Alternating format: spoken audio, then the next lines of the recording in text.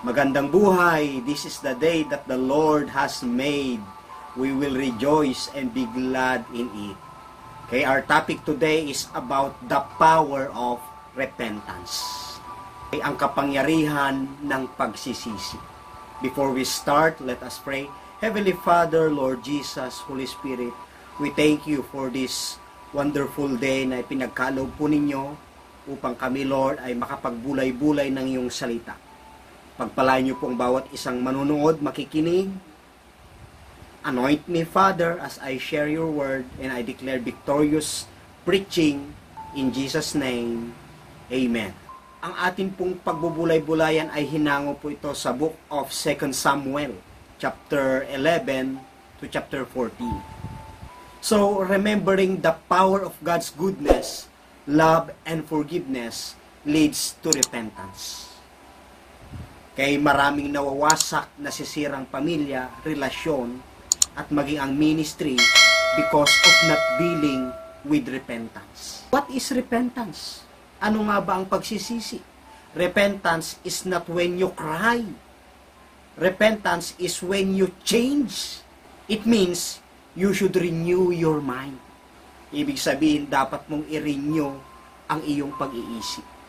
Romans chapter 12 verse 2, be transformed by the renewing of your mind. Then you will be able to test and approve what God's will is, His good, pleasing, and perfect will. At sinabi pa po sa 1 John chapter 1 verse 9, if we confess our sins to God, He is faithful and just to forgive us and to cleanse us from all unrighteousness. As believers of Christ, mga minamahal, hindi natin alam ang muling pagbabalik ng Panginoon. Basta alam natin darating siya, tama po. So it is important to get ready, kapatid. Matthew chapter 3 verse 2, repent for the kingdom of heaven is at hand. Baka mamaya mahuli na po ang lahat. We need to realize the seriousness of our sin. God wants that when we turn to Him, He wants genuine repentance. Kapag lumapit tayo sa Panginoon, ay mayroon tayong totohanang pagsisisi sa Kanya. Hindi puro pangako and yet hindi naman natin ginagawa. Ayaw po yun ng Panginoon. Okay? King David was considered the greatest king of Israel. He was remembered for his military achievements. But his devotion to God, a man after God's own heart. Grabe.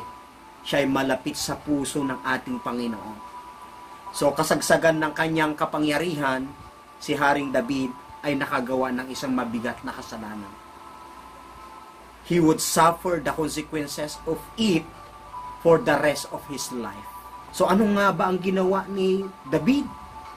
What did he do?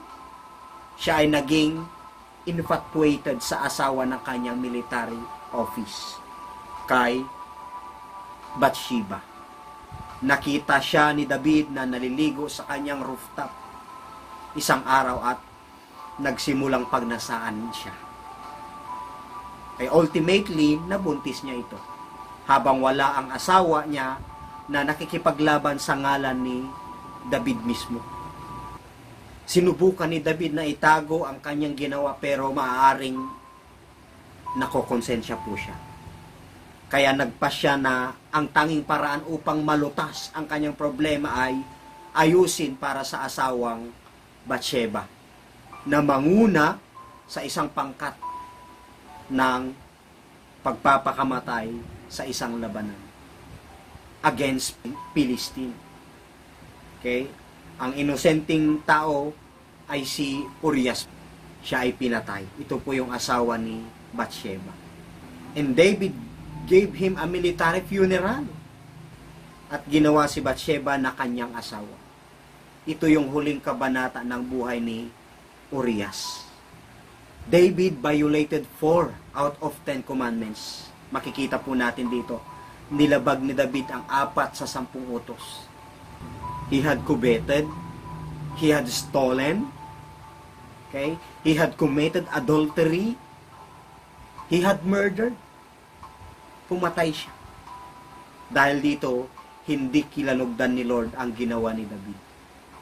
2 Samuel chapter 12 verse 1 to 12, Nathan rebuked David. Sinaway siya ni Nathan, ang mayaman na nagmamay-ari ng napakaraming tupa at isang mahirap na tao ay walang pag-aari, kundi isang maliit na tupa.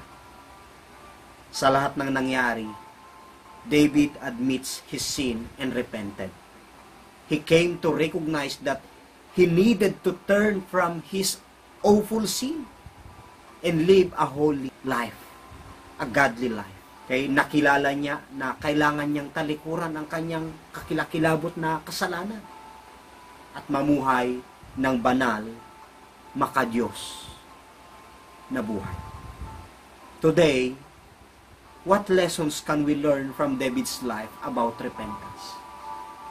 Ano nga ba yung matututunan po natin sa buhay ni David patungkol po sa pagsisisi? Okay, mayroon pong tatlong napakahalagang bagay na makita po natin dito. 2 Samuel chapter 12 verse 13 and 14, David confesses his guilt.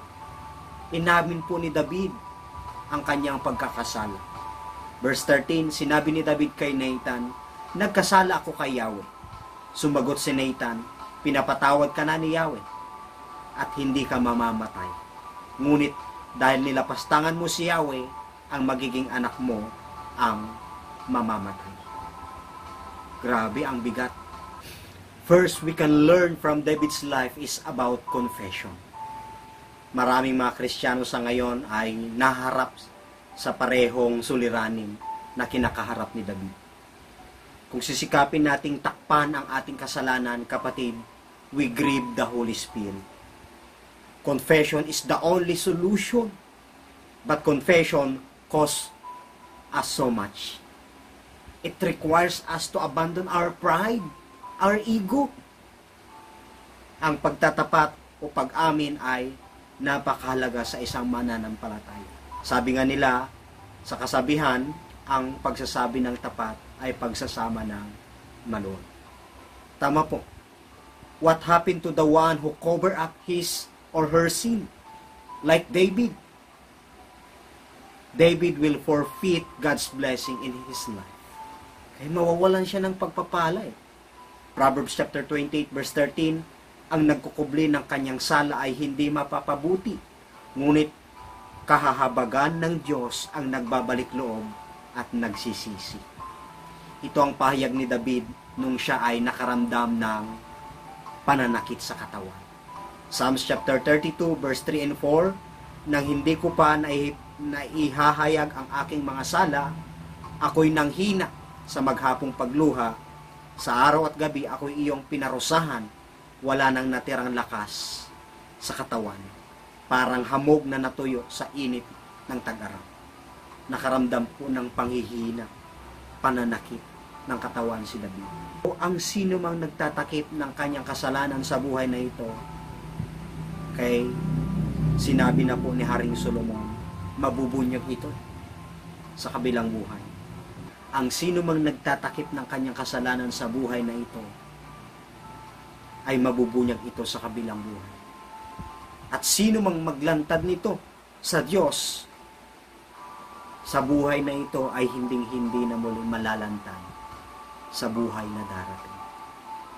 Luke chapter 12 verse 2 and 3, walang natatago na di malalantad at walang nalilihim na di mabubunyag.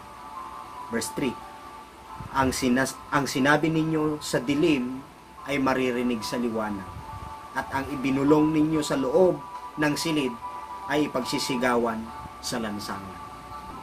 God will not condemn you, kapatid. God will not judge you.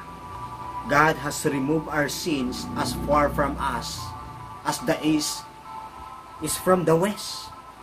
Sabi ng Psalms chapter 103 verse 12, this is immeasurable distance, kapatid. Hallelujah. Hindi nasusukat. Kasi ganun tayo kamahal ng ating Panginoon. Kaya kung gaano kalayo ang silangan sa kanluran, gayon din niya inaalis sa atin ang ating mga kasalanan. David knows God so much. Kilala ni David ang ating Panginoon. Kaya ang sabi niya doon sa Psalms chapter 51 verse 1, ako'y kaawaan, o mahal kong Diyos, sang-ayon sa iyong kagandaang loob. Mga kasalanan ko iyong pawiin, ayon din sa iyong pag-ibig sa akin. Kamusta ka, kapatid? When you fail, what is your response? Kapag ka nakagawa ka ng kasalanan, what is your response? To cover up your failure? To cover up your sins?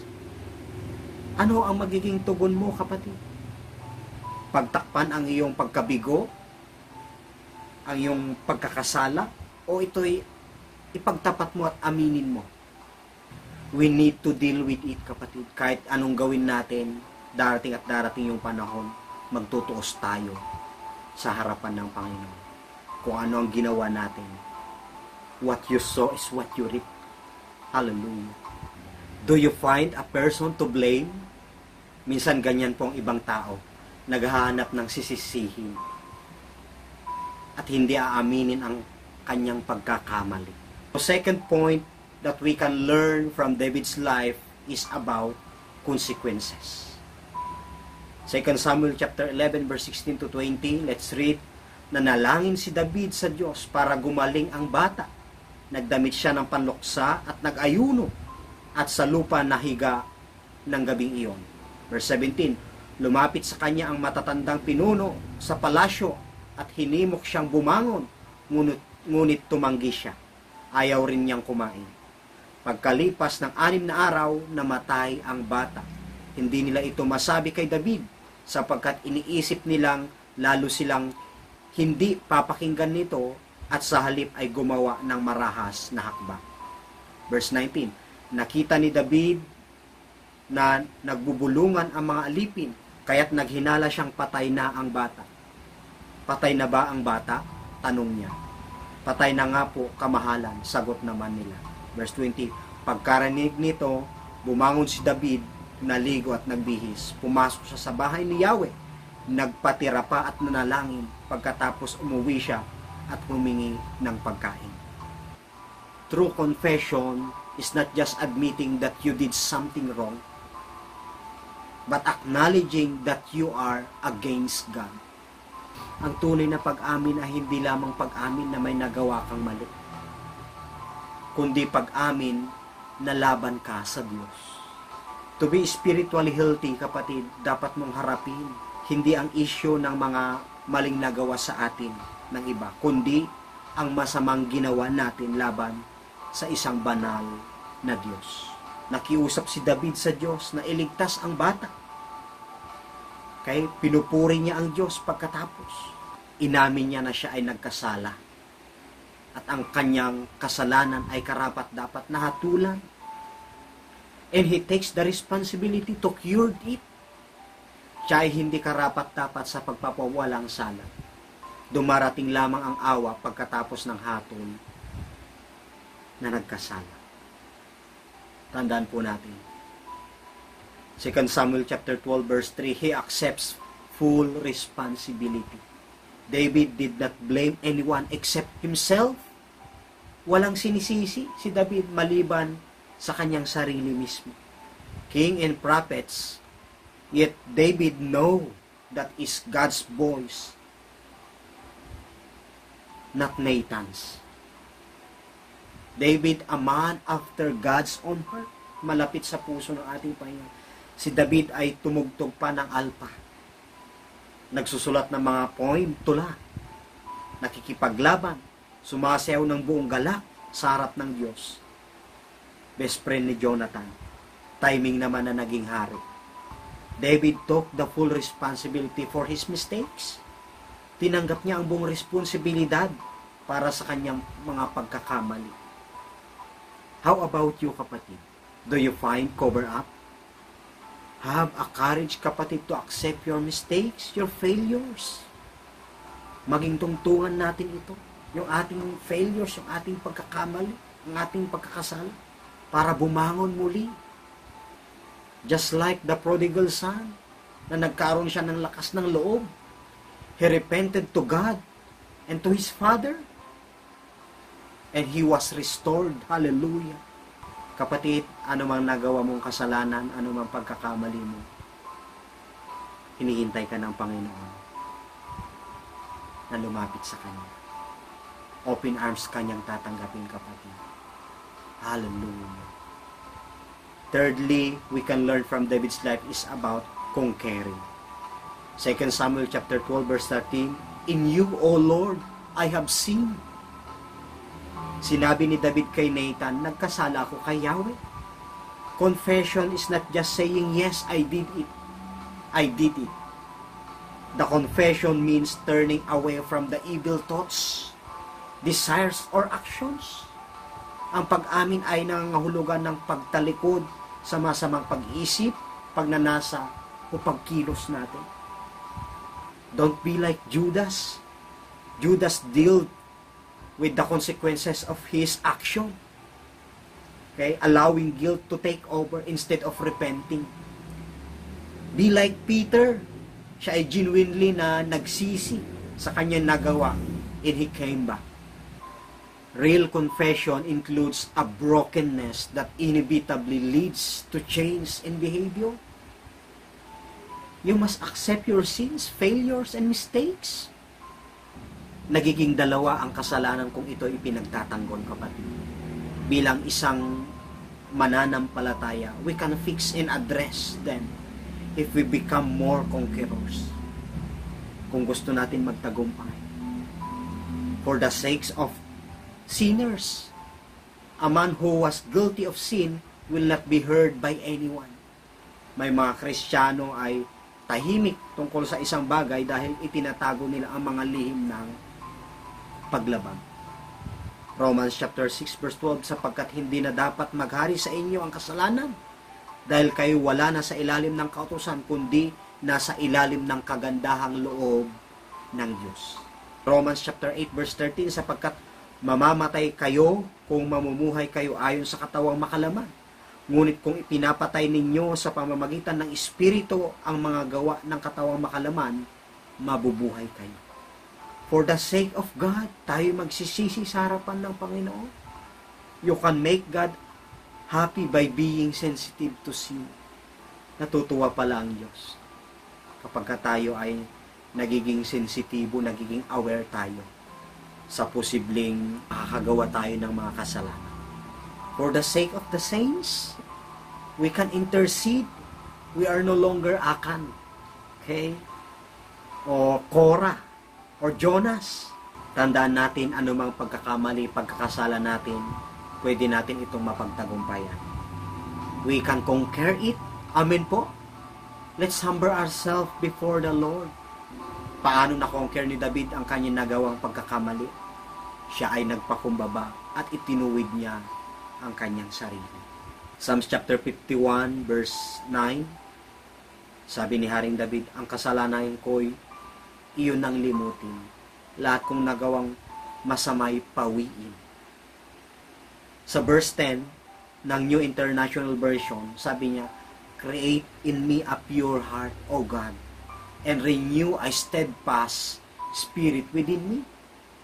Verse 11, do not cast me from your presence or take your Holy Spirit from me. Verse 12, restore to me the joy of your salvation and grant me a willing spirit to sustain me.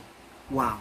Kung gusto mo ng revival sa relationship mo kay Lord, kapatid, sa tao, ma-restore yung relationship mo sa family, kapatid, ang gusto ng Panginoon, tayo magpakumbaba. Hindi na mahalaga kung ikaw ay nagkasala o yung kasalanan ng iba. Ang mahalaga, ikaw mismo inaayos mo yung puso mo sa harapan ng Panginoon. Nang dahil dyan, pinapalaya mo yung sarili mo, pinapagaling mo yung sarili mo. Kapatid, in all things we are more than conquerors through Him who loves us. Kung ikaw ay lalapit sa Panginoon, kung ikaw ay may tunay na relasyon sa Kanya at may tunay na pagmamahal, sure win ka. Hallelujah. Siguradong magtatagumpay ka. Mahal ka ni Lord. Ayaw niya mapalayo at mahiwalay ka sa Kanyang pag-ibig. In conclusion, sa panahon ngayon, living at a time when people fight and separate for silly reasons, let's find a role model in Jesus. Jesus tells the truth straight, but then He forgives and loves. God expects us to be true to Him and others by telling them the truth in love and forgiving them. May God change us so we can deal with others in the way Jesus would. Amen? As Christians, we are saved. We are nothing because we are sinners eh. Ikaw ay pinatawad ng Diyos, kaya magpatawad ka din. Admitting that you are nothing because of sin. Because of Christ, you are saved. Amen? Be a model. Be a new living translation sa ating kapanahunan ngayon. You are not perfect, but be willing to do the right things. When God treats us right, we have no reason to treat others wrong. Our Father in heaven forgives us our sins. Therefore, we must forgive also. Amen po? Satan thinks that he defeated you. But your weakness becomes God's great opportunity to show His power in you. Hallelujah. Be confident, kapatid. Magkaroon ka ng kamalayan sa iyong sarili that you are victor, not victim. Hallelujah. Glory to God. Let us pray. Heavenly Father, Almighty God, we come before you with a heart of gratitude and humility. Lord, forgive us, for we have sinned before you. Wash away our sins, Lord. Purify us and restore us the joy of our salvation. I pray, Lord, that your presence be with us always. In Jesus' name, Lord, lead us, guide us, and light our paths as we walk with you. Help us once again to renew our mind and to start a new life in you, Father. Hallelujah. Oh God, thanks for your everlasting love, your kindness, your goodness, and your faithfulness, showing compassion upon us. Hallelujah. Salamat po, Panginoon Jesus, sa iyong pagpapatawad at pagliligtas mo sa amin. Pagharian mo kami na iyong Espiritu Santo at iyong pabanalin sa pangalan ni Jesus. I decree and declare, Lord, to our dear viewers, bless their body, soul, and spirit. I declare they will succeed in all areas and aspects of their lives. In Jesus' name. Your name, Father, Lord Jesus, Holy Spirit, be praised, honored, magnified, and glorified. This we pray in Jesus' mighty name. Amen.